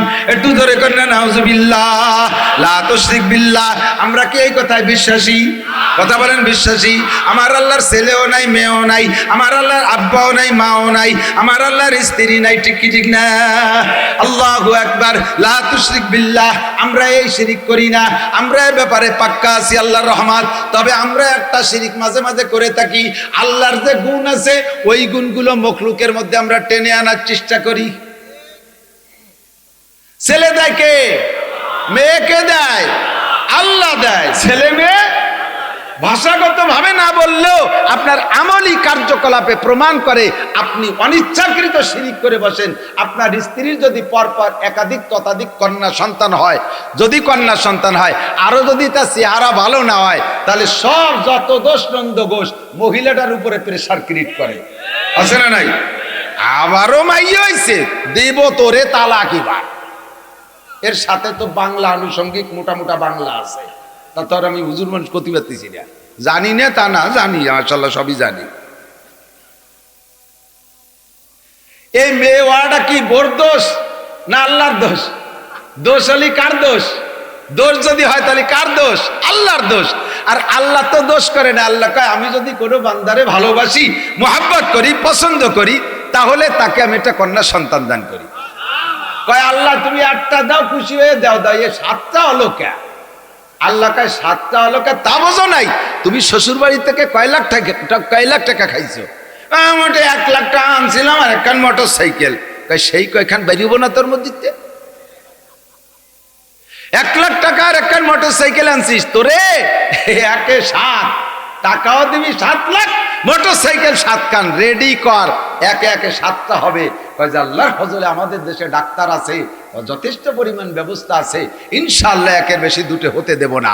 দুটি হওয়ার পরে শেষে দুইটাই মাইয়া দেখি আবার আল্লাহ তাআলা এবার একটা ছেলে দেয় নাকি, আবার চাষ নিছে, আবার মাইয়া। কতদিন পর রাগারাগির ভিতর দিয়ে যাক আর নেব না, শেষে কি দেখি আবার কয় তালি নষ্ট করে না, দেখি এবার ছেলে হয় নাকি, আবারও মাইয়া। একের পর এক টপ 7 খান কান্তি আইছে। হুজুর কি হরি কোন দিদি, মাইয়েতে ঘর ভরে গেছে, চেহারা কেমন করে কালা কালা ফাটির বাচ্চা, ঘর ভরে গেছে। ভাতের হাড়ির ধরে বসে ভাত খায়, ভাই কোনটা হাড়ি কোনটা চিনা যায় না। আল্লাহ এত সুন্দর চেহারা দিয়েছে, গজব না জিরইছে কবিস টাকা, 1 লাখ টাকা খাইছে শ্বশুর বাড়ি। ইয়াহাবুলি মাইয়াশাউ ইনাসা ওয়া ইয়াহাবুলি মাইয়াশাউ যুকুর। ছেলে দেয় কে? জোর হলো না কে? মাইয়ে দেয় কে? ছেলেদের মেয়েদের জমজও দেয় কি দেয় না? আবার কেউ আল্লাহ নিঃসন্তানী বানায় রাখে। মাইয়াশা ইয়াহাবলি মাইয়াশা ইনাসা ওয়া ইয়াহাবলি মাইয়াশা উযকুর আও ইউযাব্বিজুহুম যুকরানা ওয়া ইনাসা ওয়া ইয়াজআলু মাইয়াশা ওয়াকিমা। যারা স্ত্রী পেটে ততোধিক কন্যা সন্তান হইলে প্রেসার দেয়। অনেক সময় শ্বশুর শাশুড়িও ওই বিটার বউটার সই দেখতে পারে না। যে বউকে ছেলে হইছে তাকে বেশ আম্মা আম্মা মুহম্মদ তালে তাল থেকে একরে মুলবাসির মতো হাম্বা হাম্বা হতে তালে থাকে তাদের ভিতরে। আর যে বউটার খালি কয়টা মাইয়ে তারে কোণঠাসা করে দেয়, তারে সংসারের সব কাজ তার গাড়ি চড়ায় দেয়। এমনি মহিলাদের নিজেদের পেটে যদি পুত্র সন্তান হয় তাহলে মহিলাদেরও হিম্মত বাড়ে, কারণ তারা জানে ছেলেরা সব দিন মার পক্ষে আর মাইয়েরা চলে যায় বাপের পক্ষে। কতক্ষণ কন যারা বড় হয়েছেন বুড়ো হয়েছেন তারা সাক্ষী দেন। 2-3টে মাইয়ে আছে, 2-3টে ছেলে আছে। আপনি কন তো মাইয়েরা কার পক্ষে? আপনার পক্ষে। ছেলেরা তার মার পক্ষে। আপনি বুড়ো কালে বুড়ির একটা সোয়ার দিয়ে দেখেন খেলা কারে কয়। ছেলেরা গলা ধাক্কাতে ধাক্কাতে তুমি বাড়ি চমকিতে রেখে তবলিক সহি দাও না, বাড়ি থেকে খালি খেসের মতন আমার মার সাথে মারামারি। আরে মাইয়েরা আইছে ওর মা রেট আছে, আব্বা বুড়ো হয়ে গেছে, তুমি কেন বাদাতি যাও কদি আমার একটা আব্বা। মাইয়েরা যায় তার মারে শাসায়, আর ছেলেরা যে বাপরে গলা ধরে তবলিগি পাঠায়। ঠিক না? রান্না হয়ে গেছে, খাইতে বসবেন, ছোট মোটো ছেলে আছে মাইয়েও আছে, দেখবেন ছেলেরা টুপ টুপ করে যে খাইয়ে দিয়ে ক্রিকেট খেলতে চলে গেছে। মাইয়ে দুটি এসে গলা জড়াই ধরে আবু ভাত খাবেন না, আবু ভাত খাবে, তুই খাইকে যা না, তুই না তুমি না খালি আমি খাবো না। মাইয়ে দুটি বাপরে ছাড়া খাতে যাবে না, ছেলেরা কোন ফাঁকে ফাঁকে খাইয়ে চলে গেছে ফিল্ডিং মারতে।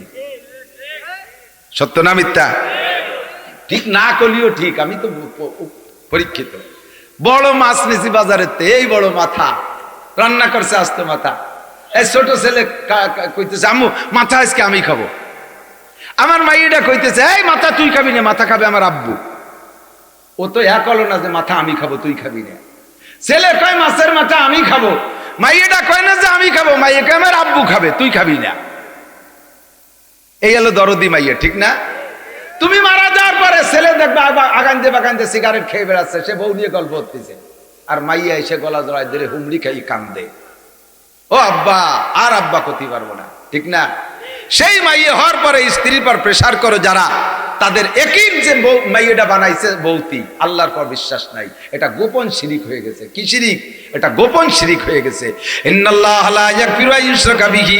এখন যদি আল্লাহ কয় এদিক তাকান, আল্লাহ যদি কয় যে তোর বোর পেটে মেয়ে হওয়ার কারণে তোরা কয়বা বেটা অপছন্দ করলি, রাগারাগি করতেছিস, তাহলে বোঝা গেল তোরা মাইয়ে পছন্দ করিস না, ছেলে ভালো লাগে।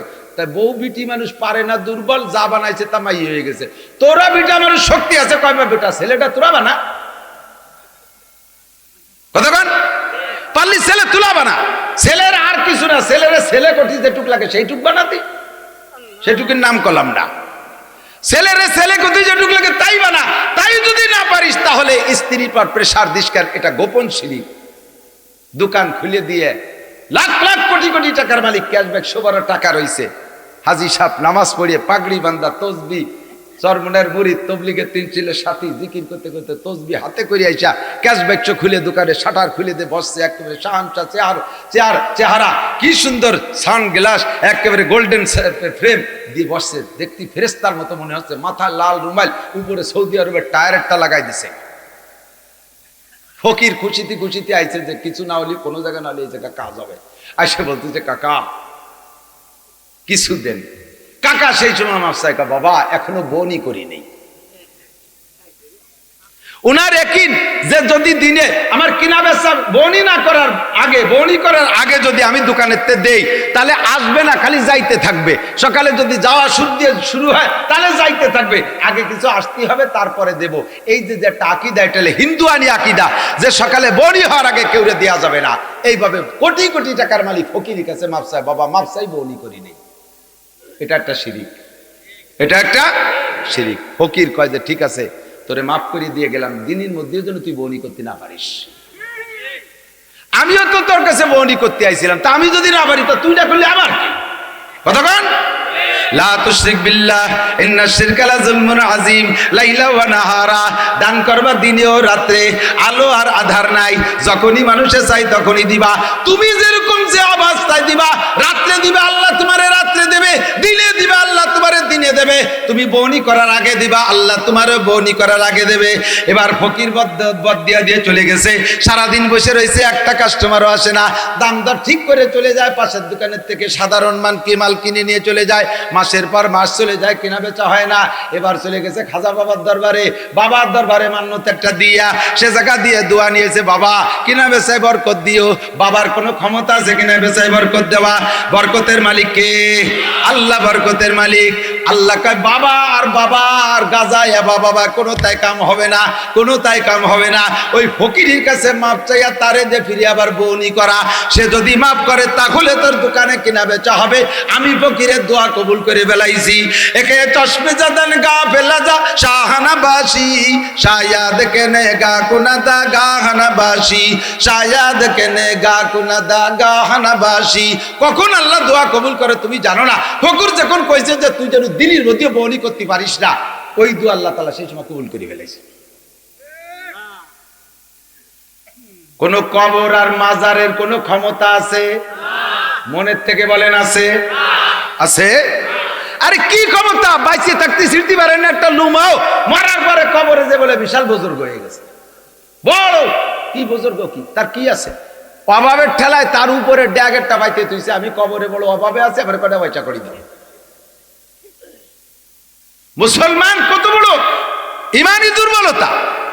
মানুষে মাজার কাছে যে সিজদা দেয়, মাজারে মান্নত করে, মাজারে গরু দেয়, ছাগল দেয়, মাজার আল্লাহর কি ক্ষমতা আছে? বিশ্বের শ্রেষ্ঠ মাজার মুহাম্মদুর রাসূলুল্লাহ সাল্লাল্লাহু আলাইহি ওয়াসাল্লাম। সৌদি আরব থাকা মানুষ আছেন না? সৌদি আরব থাকেন, হজে গেছেন না? আছেন না? আপনারা বলেন তো, আল্লাহর রসুলের মাজারের চাইতে বড় বা দামি মাজার হয়? সবাই বলবো হয়? হয় না। আমার নবীর রওজার পাশে বাঙালি হাজিরা যাইয়া, এই বাংলাদেশেতে মাজার হুজুরার অভ্যাস, বাবার দরবারে মোমবাতি আর আগরবাতি আর ছাগল গরু কুত্তো দিয়ার অভ্যাস আছে, সেই জায়গা যাইয়া মুনাজাত করে, ইয়া রাসূলুল্লাহ ইয়া হাবিবাল্লাহ আমারে কিছু দেন। সৌদি আরবের পুলিশরা আকাম কুকাম যাই করুক, শিরিক করে না, তারা ইমানের ব্যাপারে বাড়ি পাকা। সাথে সাথে বাহুডা ধরে ঘুরে দেখে, ইস্তাকবিলাল কিবলা, এই কিবলার দিক ফের, এদিক ফিরে রয়েছিস কেন? ওই যা সালতুম ফাসআলুল্লাহ, চাইতে হলে আল্লাহর কাছে চাও। লিমা তাসালু ইনদা মুহাম্মদ, মুহাম্মাদের কাছে চাও কেন? হুয়া ইনসান, সে মানুষ, ওয়ান্তা ইনসান, তুইও মানুষ। লা শাইআ বিয়াদিহি, তার হাতে কিচ্ছু নাই, কুল্লু শাই বিয়াদিল্লাহ, সবকিছু আল্লাহর হাতে। জোরে বলেন কার হাতে? সবকিছু কার হাতে? ছেলে মেয়ে সবকিছু আল্লাহর হাতে, ক্ষমতা আল্লাহর হাতে। মুহাম্মাদের কাছে চাইস কে? যদি মুহাম্মদ সাল্লাল্লাহু আলাইহি ওয়াসাল্লামের কাছে কিছু থাকতোই, তার হাতে যদি আত্মরক্ষা ক্ষমতাও থাকতো, তাহলে উহুদের মাঠে যে তার দাঁত ভাঙা লাগতো না, তার মাথার মধ্যে হেলমেট ভেঙে ঢুকে যেত না, তাইবে যে মার খাওয়া লাগতো না।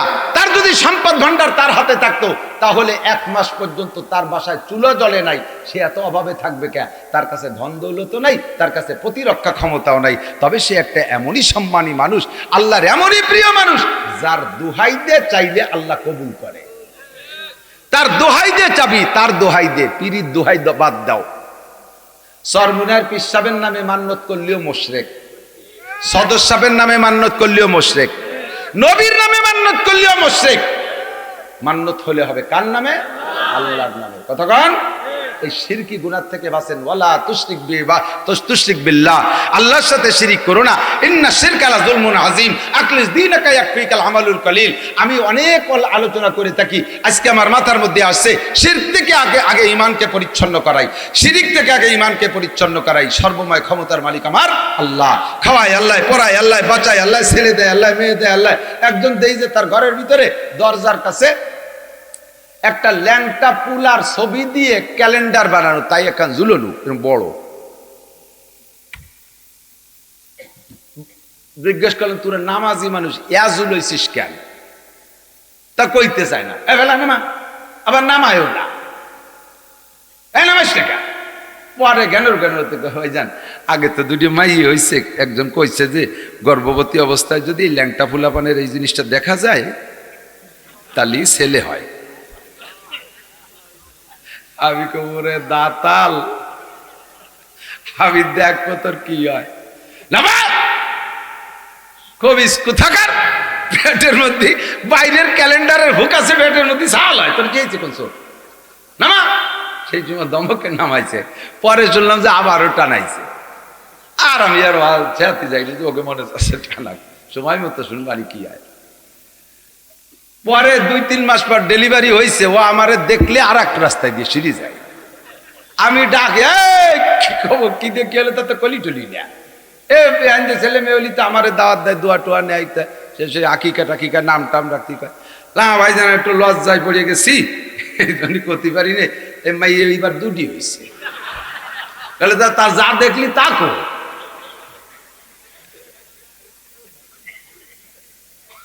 আকাম ওই হলি তো সবই হয়ে যেত। বারবারে ক্যালেন্ডার রাখতাম, হাসপাতালে 30টে বাচ্চা ডেলিভারি হয়েছে, তার 27টাই মাইয়া। তা সে জায়গায় এই যদি এত, তাহলে দেশ ভরে আমরা ক্যালেন্ডার সবাই দিয়ে দিতাম না? সবাই বসে বসে পেটে বাস্তা নিয়ে এগুলো মোতালা করবা, কোরআন হাদিস পড়া লাগবে না, খালি ল্যাংটা ফুলাবানের শরম দেখবা। আর একটা আছে আমাদের দেশে ছেলে হওয়ার জন্য গাজীর গান। সুবহানাল্লাহ। গাজীর গান এদিক আছে নাকি? অবশ্যই আছে, আপনারা জানেন না, যার বাড়ি আসে সে জানে। গাজীর গান মক্কায় গায় না, গাজীর গান মদিনায় গায় না, গাজীর গান গহরডাঙ্গা গায় না, গাজীর গান কোরআনে নাই, গাজীর গান হাদিসে নাই, গাজীর গান আরব দেশে নাই, দেওবন্দে নাই, হাটাজারি, পটিয়া, বাবুনগর, জিরি, নাজিরাত, ফরিদাবাদ, লালবাগ, মালিবাগ, যাত্রাবাড়ি, গহরডাঙ্গা। আরে আমাদের পাশে পাশে কোন মাদ্রাসায় গাজীর গান নাই। গাজীর গান যদি ইসলামের গান হইতো, তাহলে তোদের মতো মৈশো গেছাইতে আমরা গাইতাম আগে, ঠিক না? কোরআনের গান কোরআনে আছে, আমরা গাই। হাদিসের গান হাদিসে আছে, আমরা গাই। ফরজ হাদিস সুন্নাত কোরআন হাদিসে আছে, আমরা গাই। টুপি দাড়ি সুন্নাত যেটা আছে কোরআন হাদিসে আমরা আমল করি।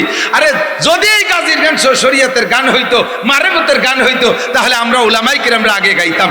আমরা চরমুটাই গাজীর গান হয় না, বিশ্ব ইজতেমায় গাজীর গান হয় না। কথা বলেন ঠিক ঠিক না? গাজীর গান শিরকি গান। গাজী কালুর নামে গান মানলে, মান্যত করলে ছেলে হয়, ইরিদান ভালো হয়, পিএস হয়, ফসল নষ্ট হয় না, শিল পড়ে না। এগুলো সব মুশরিক, এগুলো সব কি? লা তুশরিক বিল্লাহ। এর একটা শিরিকে কি হয় জানেন? এদিক তাকান। আমি নামাজ কালাম হজ যাকাত সব করি, তারপরে একটু কিছুতে আবার ইমান নষ্ট হয়ে যাবে কেন? আমি উদাহরণে বলি মাঝে মাঝে, একটা বেলুন, এই বেলুন ফুলোয় না পোলাপান, একটা বেলুন, ওই যে পোলাপান খেলনা কিনতে ফুলাচ্ছে, একটা বেলুনটা পুরো ফুলাইতে পরিমাণ মতো হাওয়া দেওয়া লাগবে। যতক্ষণ তার হাওয়া ধরে অতক্ষণ দিতে হবে, বেশি দিলে এবার বাস্ট হয়ে যাবে। আবার কম দিলি পারা মুখ চাপা থেকে যাবে। পুরো ফুল হইতে জন্য পরিপূর্ণ হাওয়া দিতে হবে। এই পেট ভরা হাওয়া বেলুনটার ধরে রাখতে হলে বেলুনের সারাগা ভালো থাকতে হবে না? সারাগা ভালো থাকতে হবে না? ঠিক না? এবার সারাগা ভালো থাকলে বেলুনের হাওয়া পুরো থাকবে, ফুলনু ঠিক থাকবে। কিন্তু পুরো হাওয়া বেরোয় যাওয়ার জন্য কি সারাগা ছিঁড়া লাগবে? বোঝেন নাই কথা? হাওয়া সম্পূর্ণ ধরে রাখতে সারাগা ভালো থাকতে হবে, কিন্তু হাওয়া বেরোয় যাওয়ার জন্য আবার সারাগা ছিঁড়া লাগবে না। এক জায়গায় একটু কাটাই দিয়ে ফুটোরিয়ে দিলি বেরোয় যাবে। এখন বেলুনের সারা গায়ে যদি বলে এই সাবধান বাতাস, যেটুক ফুটো হয়েছে ওই অটুক হাওয়া বেরোবি, বাকিটুক থাকতে হবে। আমরা সবাই ভালো আছি, আমরা সারা গা ভালো আছি, বাতাস বেরোতে পারবি না। যে জায়গায় যেটুক ফুটো করছে সুর মাথা পরিমাণ, অতটুক পরিমাণ সিদ্ধ বাতাস বেরোবে, আর বাকিটুক থাকবি। এইভাবে মিছিল যদি দেয় সারা গায়ে, তাহলে কি হাওয়া ধরে রাখতে পারবে? একটু ফুটে দিয়ে হাওয়া সম্পূর্ণ বেরোইয়া যাবে। ঠিক কি ঠিক না? সেম নামাজ আছে, রোজা আছে, মসজিদ আছে, মাদ্রাসা আছে, তিলাওয়াত আছে, ছেলে 5টা আলেম হয়ে গেছে, নিজেরা তাহাজ্জুদ ইশরা কাওয়াবিন পড়ে, ফাঁকে ফাঁকে বাবার দরবারে মাজারে যাইয়া একটু একটু এই আকাম কুকাম করে, তার দ্বারাই আপনার ইমানের বেলুন ফুটো হয়ে গেছে। সম্পূর্ণ ইমান সেই জায়গাতে ফুসফুস করে বেরোয় চলে গেছে। ইন্নাল্লাহ লা ইয়াগফিরু আন ইউশরাকা বিহি ওয়া ইয়াগফিরু মা দুনা যালিকা লিমান ইয়াশা। হে বান্দা, যদি তুমি কবিরা গুনাহ থেকে বেঁচে থাকতে পারো, ইনতাজতানিবু কাবাইরা মা তুনহাউনা আনহু নুকাফির আনকুম সাইয়্যাতিকুম ওয়া নুদখিলকুম মুদখালান কারীমা। আমাদের দেশে কোনো মাজার থাকলে মাজারের কাছে যাব। কথা বলেন, যাব? জিয়ারতের জন্য যাওয়ার দরকার নাই। কি দরকার আছে? কি দরকার আছে জিয়ারতের জন্য? আল্লাহর নবী বলে লা তুরতাহালু ইল্লা ইলা মাসাজিদ ইল্লা ইলা সালাসাতি মাসাজিদ। কোন মসজিদ উপলক্ষ সফর করা জায়েজ নেই। টাঙ্গাইলের মসজিদটা বড় শহীদ। আমি কালকে রাত্রি টাঙ্গাইল থেকে আসছি, যে জায়গা মাহফিল করছে তার 5 কিলোমিটার দূরে ছিল ওই মসজিদটা। ওই যে 150 গম্বুজ না 250 গম্বুজ আলা মসজিদ বানাইছে। বহু মানুষ সে জায়গা দেখতে যায়। ওই জায়গা থেকে ওই জায়গা যাইতে আমার গাড়িতে যে পরিমাণ তেল পড়বে, কিয়ামতে আমার জব দেয়া লাগবে। তুমি খালি মসজিদ দেখতে জায়গা আইছো কেন? মসজিদই যাবেন। তবলিগলারা যায় তবলিগের কাজে, মসজিদ দেখতে যায় না। কতক্ষণ মসজিদ দেখতে যায় না, শুধু মসজিদ উপলক্ষে সফর যায়। আরে মসজিদ উপলক্ষে যদি সফর না যায়, তাহলে বাবার দরবার আর খাজার দরবারের উপর উপলক্ষে কিভাবে সবর জায়েজ হয়, সে থেকে আপনি পয়সা খরচ করে কেন যাবেন? ইমানকে ফ্রেশ করেন। আখলিস দীনাকা ইয়াকফিকাল আমালুল কলিল, তোমার ইমানকে খাঁটি করো, অল্প আমলই নাজাতের জন্য যথেষ্ট হইবে। আমার সমাজের ভিতরে আছে ভাইরে, দিক তাকান, পর্দা পর্দা। হুজুর ওই সাবজেক্ট বাদ দিয়ে পান, এখন কি তাই করা সম্ভব? ভাবি, বড় ভাবি, তার হাতে আমি বড় হয়েছি, সেই ভাবিরে দেখতে পারবো না, এ সংসারে থাকারই দরকার নেই। মামির হাতের দুধ ভাত খেতে বিজায় গুটিয়ে, সেই দুধ ভাত খাইয়া আমি মানুষ হয়েছি, আর আজকে সে বড় মামি আমার মারা গেল, তারে দেখতে পারবো না, ওই সব এখন মানার দিন নেই। বলার সাথে সাথে আপনি কাফের হয়ে গেছেন। চাচিরে দেখতে পারবো না মারা যাওয়ার পরে, পাক্কা কাফের। বেঁচে থাকতে দেখতে পারবো না চাচিরে, তুমি তা এটা আমি মানতে পারি না, আপনি কাফের। যেই 14 জনের সাথে বিয়ে হারাম, ওই 14 জন ছাড়া বাকি কোন মহিলাকে আপনি ইচ্ছাকৃতভাবে দেখার উপলক্ষে দেখতে পারবেন না। এমনি আচানক হঠাৎ চোখের সামনে এসে গেছে, এক নজর পড়ে গেছে, সেটা ভিন্ন। হুজুর আলী রাদিয়াল্লাহু আনহু বলেন, ইয়া আলী লা তুতমিন নাজরাতান নাজরাতা ফাইন্না লাকাল উলা, হে আলী, যদি কোনো নারীর দিকে তোমার এক নজর, নজরে ফুজাত বলে আরবিতে, আচানক দৃষ্টি পড়ে যায়, তাহলে তাড়াতাড়ি নজরকে ক্লোজ করো, ওয়াগদুদ, তোমার চক্ষুকে নিচি করো, কুল্লিল মুমিনিন ইয়াগুদ্দু মিন আবসারিহিম, চক্ষুরে নিচি করো। দ্বিতীয়বার তুমি 4 নজরে তাকায় থেকো না, যে হুজুর কইছে এক নজর দেখা জায়েজ আছে, একে নজরে 1.5 ঘন্টা চাক তাকায় রয়েছিস কে? আমি আল্লাহর কুদরত নিয়ে ভাবতেছি, আল্লাহ এই মেয়েটার আল্লাহ কি সুন্দর চেহারা দেশে, আল্লাহর কুদরত নিয়ে গবেষণা করতেছি। চোখ খুশি বেলায় দেবে, তুই কুদরত দেহারা জাগা ভালি না। চোখ পড়ার সাথে সাথে চোখ করে নিচু করে ফেলো, চোখ লম্বা করবা না। লা তুতমিন নাজরাতান নাজরাতা ফাইন্না লাকাল উলা, এক নজর জায়েজ, প্রথম নজর নজরে ফুজাত। যখন বুঝবেন মেয়ে কোন মেয়ে, তাহলে এক নজরও জায়েজ নাই। আর আমার সমাজে কি হয়ে গেছে, ঘরের ভিতরে যুবকরা ঢুকে চলে আসতেছে, কাশ নাই পাত নাই, লাভ দিয়ে ঢুকে চলে গেছে। যাই দেখে যে স্বামী স্ত্রী দুইজন ভিন্ন কায়দায় বসে গল্প করতেছে, উনি তার মধ্যে গেছে, লাইট হয়ে সিট করে ফেলাই দেন। লা তুদখুল লা তাদখুলু বুয়ুতান গায়রা বুয়ুতিকুম হাত্তা তাস্তানিসু ওয়া তুসাল্লিমু আলা আহলিহা, আল্লাহর কোরআনের হুকুম। ওই ঘরে ঢোকার জন্য তুমি আগে তাদের সাথে বাইরে থেকে সম্পর্ক করো। বাইরে থেকে সম্পর্কের সিস্টেম কি? ওয়া তুসাল্লিমু আলা আহলিহা, বাইরে থেকে সালাম দিবা, আসসালামু আলাইকুম, আসসালামু আলাইকুম, আসসালামু আলাইকুম। 3 সালামে যদি জবাব না আসে, ফিরে চলে যাবা, ঢুকে পড়বা না। এই ছেলেরা মনে রাখবা, ছোট পোলাপানরাও খেয়াল রাখবা। তুমি যদি বোঝো যে তোমার আব্বা মার স্যান্ডেল ঘরের বাইরে দেখা যাচ্ছে, ওন্ডা রুমের ভিতরে, তুমিও সংকেত না দিয়ে ঢুকবা না। অনেক সময় আব্বা মার বেসতর বেহালাত, শরমের হালাতটা সন্তানের নজরে পড়ে যায়, তাতে সন্তানের চরিত্র নষ্ট হয়। আব্বা মা বাকি জীবনে সন্তানকে দেখলেও লজ্জাবোধ করে। কতক্ষণ আব্বা মা যে রুমের মধ্যে আছে, সংকেত না দিয়ে ঢুকবা না। আমার আব্বা মা, আমি তাদের ছেলে, ঢুকে বলবো, অসুবিধা কি? ছেলে হও আর মেয়ে হও, সংকেত দিয়ে ঢুকবা। সংকেতটা হলো সালাম। আম্মু আসবো, আম্মু আসবো বলবা, সালাম দিয়ে আসসালামু আলাইকুম, আম্মু আসবো। যদি তুমি আওয়াজ না পাও, তাহলে ঢুকবা না। হয়তো ওরা কোন হালাতে আছে, বলতে শরম পাচ্ছে, ঢুকবা না। যার যদি বলে না একটু পরে আয়, বাস সরি চলে যাবে। আল্লাহর শরিয়ত, কোরআনের শরিয়ত কত সুন্দর। কতক্ষণ পরিবারের ভিতরে পর্দা না থাকার কারণে, আর আমার কিছু কিছু মুরব্বী আছে এমন বেডঙ্গা, ছেলে বিদেশ থাকে, সেই ছেলের বউ বাপের বাড়ি। ছেলে বলছে, আব্বু আমি আসতেছি, ফ্লাইট আমার এই টাইমে, আমি তো শরীর খারাপ, আর সেই তো আর শ্বশুর বাড়ি যে আমি বউ আনতে পারবো না, পারলে আপনি নিয়ে আসেন, আর না হলে আমার শ্বশুরে ফোন দেন, সে দিয়ে যান।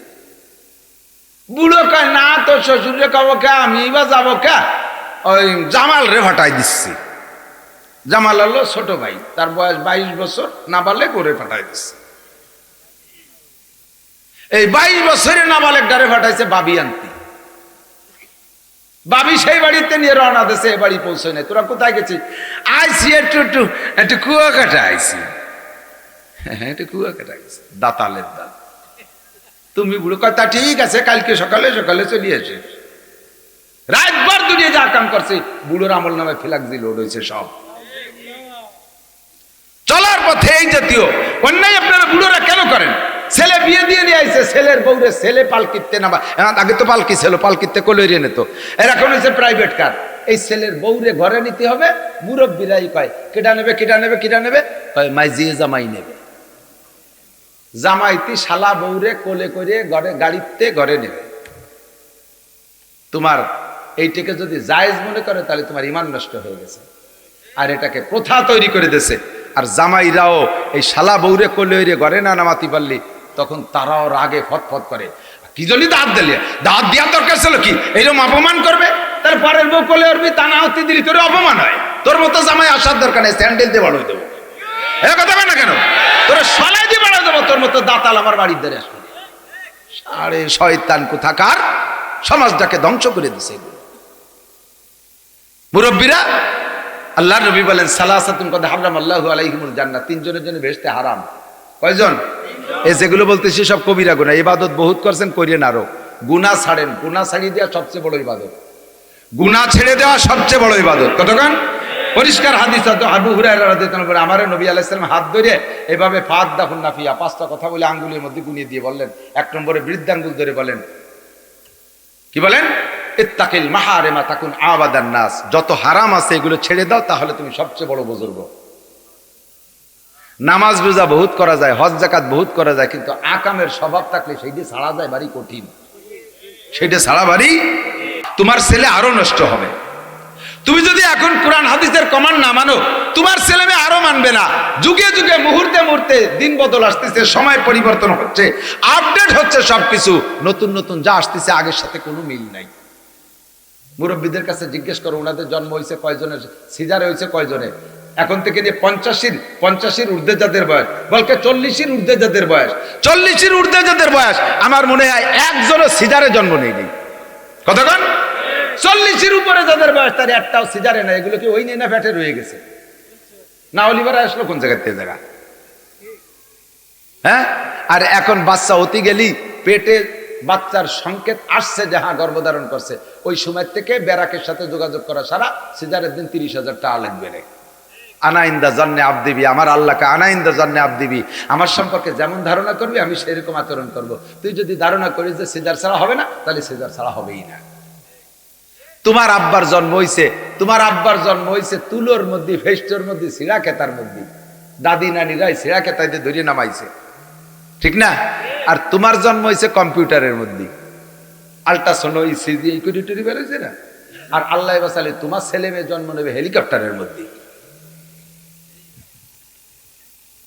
ডেলিভারি হচ্ছে না, সে কি করবে, পয়সা আছে, হেলিকপ্টার ফোন দাও, হেলিকপ্টারে নিয়ে আইছে, উঠে যাও, উঠতে গেছে হেলিকপ্টারের সব ভয়তে হেলিকপ্টারের মধ্যে ডেলিভারি হয়ে গেছে। সত্যি না মিথ্যে কথা? কাজেই তুমি এখন যা করতেছ, তুমি তোমার আব্বার কথা মানতেছ না, পরে বান্ধবী একটা নিয়ে আসে সামনে দিয়ে তুমি ডিলিক মেরে বেড়াচ্ছ। আল্লাহ বাসালি অপেক্ষা করো, তোমার মাইয়ের সামনের পরে ছেলেরা ধরিয়ে নিয়ে যাবে, তুমি খালি চশমা দিয়ে দেখবা যে কি হচ্ছে, কিছু ঠেকাতে পারবা না, কাঁদবা, খালি কাঁদবা। তুমি কন্ট্রোল হও, তোমার ছেলে মেয়ে কন্ট্রোল হবে। তুমি আব্বা মার কথা মানো, তোমার সন্তান তোমার কথা মানবে। মানার ভিতরে কমে যাচ্ছে। বলেন আমার মুরব্বীরা যারা আছেন তারা বলেন, স্কুলের স্যারদেরকে কি বলেন, বাঘের চাইতে ভয় পেতেন না? বাঘের চেয়ে ভয় পেতেন না? আব্বা মারে কি পরিমাণ, মুরব্বীরা কিছু ছিল একটু মেজাজি, মার্বেল খেলতাম, কড়ি খেলতাম, যদি খবর পাইতাম বল কাগা আসতেছে, কড়ি মুড়ি ফেলায় থুইয়ে বাগান ছিঁড়ে আশাল বাগান দিয়ে দৌড়ে সারিয়ে, ঠিক না? এরপরে মাঝে একসময় কড়ি খেলার খুব প্রভাব দেখলাম, দেখা যায় বাপ বেটা দুইজনেই খেলতেছে একসাথে, আর মাতে সেগুলো গুছিয়ে দিচ্ছে, বাড়িতে কড়িয়ে নিয়ে দিচ্ছে, পয়সা নিয়ে দিচ্ছে।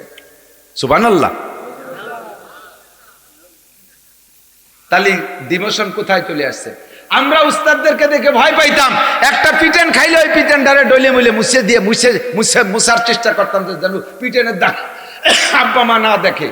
আর এখন একটা পিটেন দিলে যাইয়ে বাড়ি যাইয়ে বড়িয়ে কান দেখাচ্ছে হেড়োই পেড়োই নিয়ে 7-8 জন নিয়ে এসে ধর হুজুরির গলা চিপে ধর, আমার ছেলের মারলো কেন, এবার হুজুরির পরে অ্যাকশন শুরু করে দেয়। কাজেই হুজুরটা যেটুক মানুষ হয়েছে, তুমি যেটুক হয়েছো, তোমার ডাল্লাই বাসালি তার কিচ্ছু হবে না। উস্তাদের নামে যদি শিকায়েত করো, উস্তাদের সাথে বেয়াদবি করো, ছেলের উস্তাদের সাথে যদি তুমি তার মারির কারণে অ্যাকশনে যাও, আর ছেলে যদি এইভাবে নালিশ করো, আল্লাহর কসম তুমি মানুষ হতে পারবা না। শিকায়াত কুনাধার কে উস্তাদরা গ্রেফতার বাসাদ বালা চারেরা, শিকায়াত কুনাধার কে উস্তাদরা গ্রেফতার বাসাদ বালা চারেরা, একে আকে আলমাস ফরামুস সবাদ দেকার তঙ্গে রুজি বা দুনিয়া সবাদ, সুয়ামা কে শখসজ বেমিরাত জাওয়া চাহারাম বে ইমারাওয়াদ জাহা।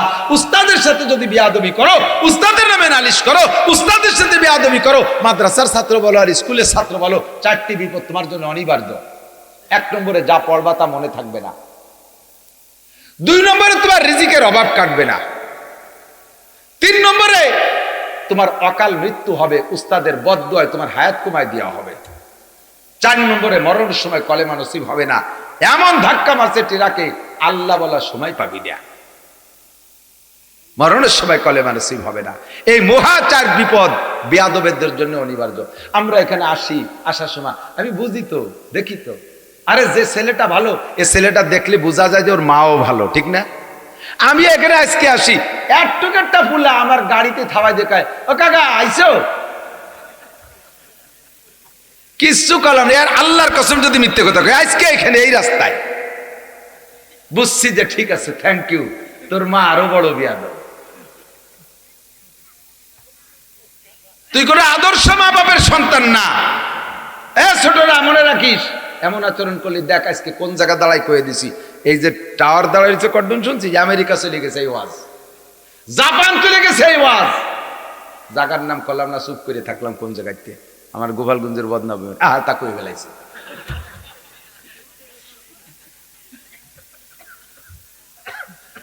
আল্লাহ আদম তাজস্তি আজ লুৎফে ইলাহি বেনে বরসর বেরো হর জাকে খাহি। আদমের তুমি মাথায় পরে যে জায়গা যাবি চুমো খাবি, আদর পাবি, সোহাগ পাবি, ভালোবাসা পাবি। বেয়াদবি করবি তো মাইকে ভাবে বলে দেবো, বেয়াদবি করবি তো জুতোর বাড়ি খাতে মুনাজাত করা লাগবে না, দূরির থেকে জুতো চ্যাঙ্গা কপালে ভিয়ে মারবে বিটারা।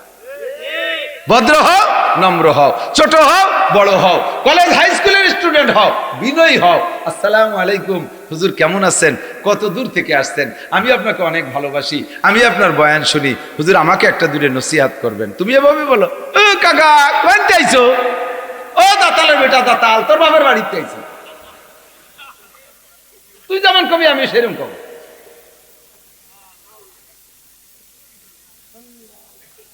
ঠিক না? কামা তাদির তো দানু জৈসা করনি, এগুলো সব বেয়াদবি হলো, কবিরা গুনাহ। বেয়াদবি কি? কবিরা গুনাহ। ইনতাজতানিবু কাবার, কবিরা গুনাহ ছেড়ে দাও, নুকাফির আনকুম সাইয়্যাতিকুম, সব সগীরা গুনাহ আল্লাহ তাআলা maaf করে দেবে, সব সগীরা গুনাহ। নবী পাক বলেন আসসালামাতুল খামস, এই গুনাহ maaf করার পদ্ধতি শুনেন। এই হাতের 5টা আঙ্গুল, মাঝে মাঝে বলি দেখাইও, হাতের 5টা আঙ্গুলকে স্বাভাবিকভাবে ফাঁকা করলে সব ফাঁকাগুলো এক সাইজ না, এটা একটু বড় ফাঁকা, এরপরে সমান সমান ছোট ছোট ফাঁকা, ঠিক না? এটা ফজর, যোহর, আসর, মাগরিব, ইশা, এই 5 ওয়াক্তের 5 মাথায় 4টে ফাঁকা আছে। ফজর থেকে যোহর মাঝারি ফাঁকা, আসর, মাগরিব, ইশা ছোট ছোট ফাঁকা, এই যে ইশার পরে আবার ফজর লম্বা সারা রাতের ফাঁকা, ঘুরে 5 ওয়াক্ত নামাজের মাঝে 5টা ফাঁকা আছে। আর 5টা ফাঁকাই গুনাহ করার সুযোগ আছে। সবচেয়ে বড় গুনাহ করার সুযোগ হলো এই ফাঁকাতে, এই দেখতে এই পর্যন্ত লম্বা ফাঁকা সারা রাত। আকাম সবচেয়ে বেশি চলে কোন সময়? রাতের বেলা। আল্লাহ নবী বলেন, তুমি ফজরের ঈশার নামাজ জামাতের সাথে পড়েছো, ফজরের নামাজ জামাতের সাথে পড়ছো, এর ওসিলায় সারা রাতের সমস্ত গুনাহ তো মাফ হবেই, বরঞ্চ তোমার আমল নামায় সারা রাত নফল নামাজ লিখে দেওয়া হবে। আমরা পড়বো না ইনশাআল্লাহ? পড়বেন তো ইনশাআল্লাহ? আল্লাহ তাআলা কবুল করুক, বলেন আমিন। আমাদের এই মাদ্রাসার বিপক্ষে কারা, একটু হাত দেখান তো মহব্বতের সাথে। 1 জন, 2 জন বিপক্ষে, 3 জন বিপক্ষে, মাদ্রাসার বিপক্ষে 3 জন। এতে কোনো ঘটনা না, 2-3 জন, বাকি সবাই তো আমরা পক্ষে। হুন্ডাও পক্ষে, হুন্ডা অন্য খেয়ালে ছিল, বিপক্ষে কেউ নাই, ঠিক না? বিপক্ষে কে? মাদ্রাসার। আল্লাহ আরেকটা নির্বাচন, বর্তমানে আমরা একটু দোয়া চাই সকলের কাছে। গাজা ফিলিস্তিন নিয়ে আমাদের বড় আক্ষেপ। শিয়া সুন্নি যা হয় হোক, আমাদের শিয়া সুন্নি কোনো মতভেদ না। মুসলমান নাম নিয়ে ঘুরতেছে, ইসলাম আর মুসলমান নামের সম্মানার্থে এই মুহূর্তে আমরা শিয়া সুন্নি দেখার সময় নাই। কতক্ষণ আমরা ফিলিস্তিনের পক্ষে থাকবো না? মাননীয় প্রধানমন্ত্রী আমাদের বাংলাদেশ সরকার, মন্ত্রী পরিষদ সব সহ ফিলিস্তিনের পক্ষে। বঙ্গবন্ধু শেখ মুজিবুর রহমান ইসরায়েলকে স্বাধীন দেশ বলে ঘোষণা দিয়ে যান নাই। প্রধানমন্ত্রী বাংলাদেশ 5 ফুট আছে যার যার কাছে, দেখবেন পাসপোর্টের এক জায়গায় লেখা আছে বিশ্বের সব দেশে যাইতে পারবা, খালি ইসরায়েল জাতি পারবা না, ওটা অস্বীকৃত দেশ। কতক্ষণ? আমরা ফিলিস্তিনের পক্ষে না ইসরায়েলের পক্ষে? যারা ইসরায়েলের পক্ষে তারা চলে যাবে, আর যারা ফিলিস্তিনের পক্ষে তারা থাকবেন। আমি ছেড়ে দিয়ে রাখুন, এরপরে তো বক্তা আছে, বয়ান হবে, আমার আর এক জায়গায় মাহফিল আছে, চলে যেতে হবে। আমরা ইসরায়েলের পক্ষে কেউ না। আল্লাহ তাআলা ইসরায়েলকে ধ্বংস করে দিক, ইহুদি নাসারাদেরকে ধ্বংস করে দিক। আর হিদায়াতের দোয়া চার সময় নাই। আল্লাহ তুমি আগে হয় হিদায়াত দাও, নয় ধ্বংস করে দাও। সে হয় নয় চলে গেছে, আর হয় নয় সবার নাই। এখন হলো পাইকারি বদদুয়া। আল্লাহ তুমি যেমন ফিরাউনকে আর 6,12,00,000 বনি ফিরাউনের কওমকে নীল দরিয়া ডুবাই মারছো, সেই দরিয়ায় পানি এখনো আছে। বিশাল ভূমধ্য সাগর পাড়ি দিয়া আমেরিকার থেকে আসতেছে জুলুম করার জন্য। রব্বুল আলামিন তাদের রণতরী সহ, তাদের সেনাবাহিনী সহ ভূমধ্য সাগরে ডুবাই শেষ করে দাও। যার যার নামাজের পরে বা যখন কোনো দোয়া করেন, মুনাজাত করেন, নিজের সবকিছু বলেন, ফাঁকে এই কথাটা একটু বলে দিয়ে। কার দোয়া কখন আল্লাহ কবুল করবে বলা যায় না, ঠিক না? 11,000 11,500 মানুষ মেরে ফেলাইছে। আমার কলিজার টুকরা বাচ্চাটার গায়ে যদি কেউ একটা থাপ্পড় মারে সহ্য করতে পারি না, সেখানে সামনের পর আগুন দিয়ে পোড়াইয়া ভুনা করে ফেলতেছে, এ কি করে মেনে নেওয়া সম্ভব? আল্লাহ তাআলা মুসলমানদের নাজাতের ব্যবস্থা করে বলেন আমিন।